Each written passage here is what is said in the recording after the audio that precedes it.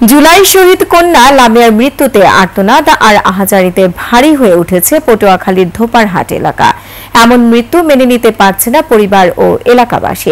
দোষীদের কঠোর বিচার দেখতে চান তারা। এদিকে বাবার কবরের পাশে শায়িত করা হবে ধর্ষণের শিকার হয়ে আত্মহত্যা করা লামিয়াকে।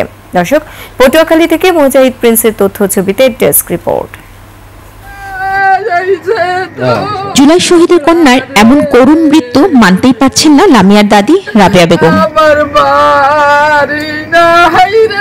গ্রামের বাড়িতে চলছে লামিয়ার শেষ বিদায়ের প্রস্তুতি। স্বজনদের সান্ত্বনা দিতে এসে প্রতিবেশীরাও কাঁদছেন, চেয়েছেন দোষীদের কঠোর বিচার। বাপ মরছে, মা মরছে, মাইয়ে মরছে, বুয়া মরছে, এখন আবার নাতি মরে।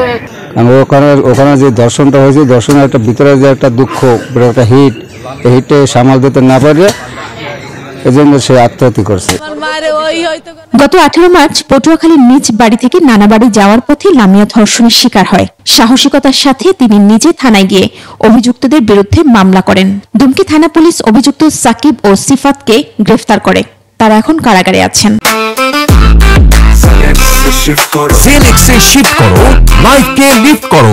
দুজনেই বিজ্ঞ আদালতে স্বেচ্ছায় স্বীকারোক্তিমূলক জবানবন্দি দেয়।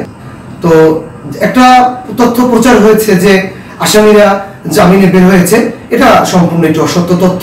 তারা দুজনেই এজাহারের আসামি, দুজনেই জেলহাজতে আছে। লামিয়ার পরিবারের দাবি, ধর্ষণের শিকার হওয়ার পর থেকে লামিয়া গভীর মানসিক যন্ত্রণায় ভুগছিলেন। সামাজিক লজ্জা, অবহেলা আর ন্যায় বিচার না পাওয়ার আশঙ্কা থেকে চরম হতাশায় আত্মহননের পথ বেছে নেয় লামিয়া। মহিমা পলি, ডেস্ক রিপোর্ট, 21 টেলিভিশন।